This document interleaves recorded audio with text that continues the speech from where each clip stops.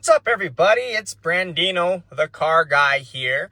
Hope everyone's having a great day today. I want to bring you a little Porsche how-to video. We're going to be going into the Porsche Macan driver display. Yes, I know it's not the newest and the baddest, but honestly, it's a 2025, and this is exactly what you're going to get in a 2025 Porsche Macan. So this kind of goes... This is an under the radar type feature. There's a lot of functionality within this small little display that I feel myself and others don't really take advantage of. So this video hopefully will enlighten you and show you a couple tools that you can utilize directly from your steering wheel. We're going to be using two things today. We're going to be using, well, technically three: this button, and this button, and we're going to be messing with that display. Okay, so my goal is to do this in a timely manner, so I'm not keeping you here all day. If you just want some quick basics, that's what this video is going to accomplish. So come on with me. Let's get down to it. And before I do, definitely hit that like and subscribe button if you want more how-to content. Definitely helps me up my game and keep them coming for you. And comment for video suggestions, things that you would like to see next, brands that you would like to see next. Currently, I'm working on Mercedes-Benz, Audi, and Porsche, but hey, maybe we can grow the brand. Let's get it going. Okay, so without further ado, let's jump on into it. Porsche Macan driver display. What do we got? So first and foremost, quick little breakdown. You got your fuel up top tank showing you on your right-hand side. Of course, this bad boy does take premium fuel. Red is no good, white is good. So that's what we want to know there in that little bar. I'm on the vehicle display now. I'm sorry that it's a little bright. Dim that down for you. You got your coolant and engine oil temperature and your voltage. There's actually a sub menu in here, which I'll talk more about here in just one moment. You got your cruise control letting you know it's on, time, and temp. So what the heck is the sub menu? What can I do within that sub menu? And sorry that I am shaking. I am hopped up on some caffeine right now. So promise I will get better at not being as shaky, and do need to get a gimbal as well, but we'll get that rocking and rolling. So let's get back on topic. What can I do in vehicle? So this button here, okay, what I'm going to do is I'm going to push it. Boom, I get all this information. Under info, I can see any error messages, service intervals, when my next service is due, so that's nice. Oil measurement, oil level is correct, not incorrect. I was in a car the other day, I have another video coming out, it just says engine oil, it's okay. This says correct, so that's nice. Limits, if you want to set a limiter, basically your car won't be able to exceed these temperatures. Manual speed or current speed, manual, click that. You can make it active and deactivate it there as well. Why do you want that? I don't know, but you will use it, I'm sure. Settings, so I can adjust my display. Under here, I can do my upper line. So the vehicle info, upper line and lower lines, basically like if you don't care about engine oil or you don't care about battery voltage, you can change it. Menu scope is how many displays do you have? This is all the displays that we will be going through today. PCM brightness, so that beauty there, okay? And then brightness of your actual gauges, so that's a handy one. You also have it right there. So scroll down, and then help text. If you need help, jump in your Porsche Macan. I'm sure it will be able to help you. All right. Date and time. This is actually handy because you don't have to go into your PCM to make sure that automatic time is on. So if your time is off, go in here, make sure it's on, and bada boom, you're back in the present and good to go. Assistance systems, you can do your active safe, your PAS, Porsche Active Safe. That is your collision warning, the unit located behind your mirror. It will yell brake at you. You definitely want to make sure collision with on and system on. Okay, and then lane departure, you can do the warning time, the warning volume, how loud it is, and you also have the function down here to turn that on and off. If I do click that and turn it on, it pops up down here with its cruise control friend for you to know that it is on and engaged. That turns green when it's active, just so you're aware. Let's get out of there. Light and visibility, exterior, interior lighting delay, so how long the lights stay on, after you shut the car off. So that is quite nice. Your rear wiper, you can set it to automatic or manual. So if it starts to rain, it's going to do its thing. Reverse option. So this is to lower your right mirror for parallel parking when in reverse.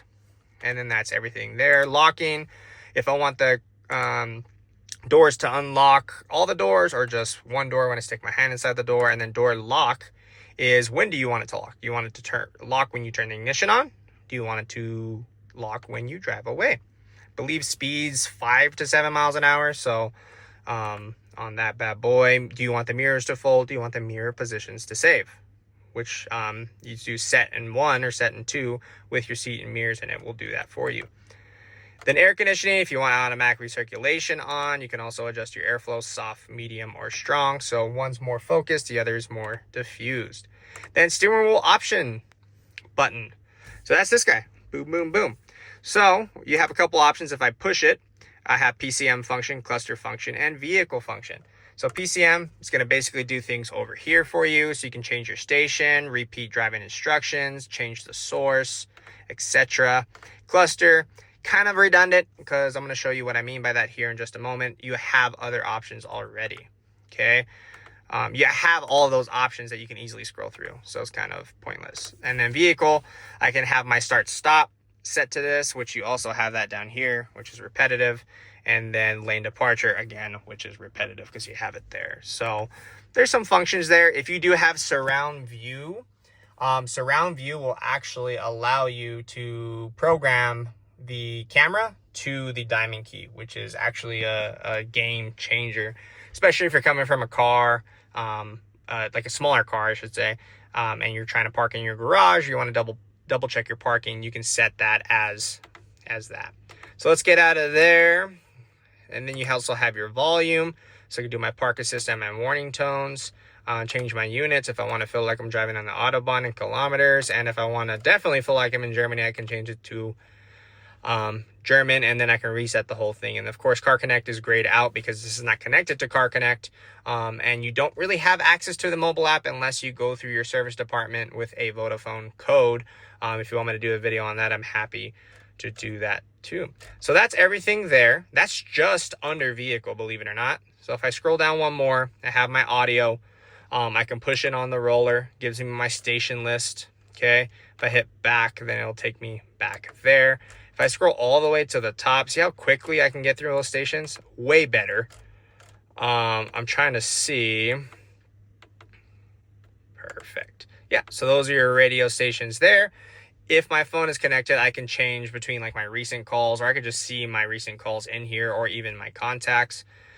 In here, if I push on the roller, this will bring up my navigation options. So manual zoom, auto zoom, 3D, or north up. Will also show me turn by turn directions in there as well.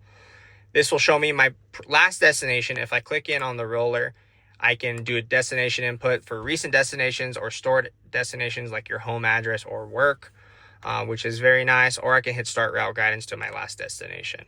So that's very nice. Trip computer, you have 3.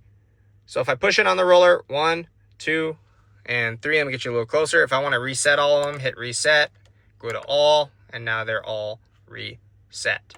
Okay, so that's a nice feature. TPMS here. This is one thing I want to cover real quickly. TPMS, if you have a deviation in tire pressure, if it goes down, obviously your tire pressure light comes on. Get it back up to recommended tire pressure, and then drive the vehicle, and it will automatically recalibrate. There's not an actual calibration button. So if I hit in on this, it's going to give me fill info. So it's going to tell me where my tires are currently set at. Tire type. So if you change tire and wheel, this is where you would go to change that, so we can adopt that new recommended tire pressure. And then full load, if you got a car full of stuff, that it will tell you basically what to put the tire pressure at based on full load. And then you have torque split. With your all-wheel drive system, it will basically tell you if the torque is going to the front wheels or the back wheels when accelerating, braking, so on and so forth. There's no click-in option for this. And then you have your ACC. So this will only show up with ACC on. So let me get you a little closer here. If I click that, it goes off and it comes back on. You'll see the 4 bars there on the left-hand side. You'll see the lane markings as well. Down here, you can set the distance. So I can use that and then go all the way up to 4 bars or all the way down to 1.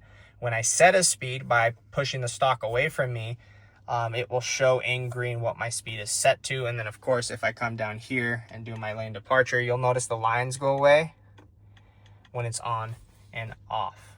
Okay. So that's that little guy. And then we're back to vehicle. So that is the cluster display on the Porsche Macan. If you have questions, leave them down in the comments. If you like this video and you thought it was helpful, definitely like it. Your support means a lot. And you can also hit that subscribe button for more Mercedes-Benz, Audi, and Porsche how-to videos, and maybe in the future, other brands as well. But other than that, thank you so much for watching. Sorry that this one ran a little bit longer. There's a lot of goodies in this screen that I hope you start taking advantage of after today. All right, everybody, you stay positive, stay happy, and stay tuned. A lot more coming down the pipeline. Cheers, everyone. Have a great day, and see you next time.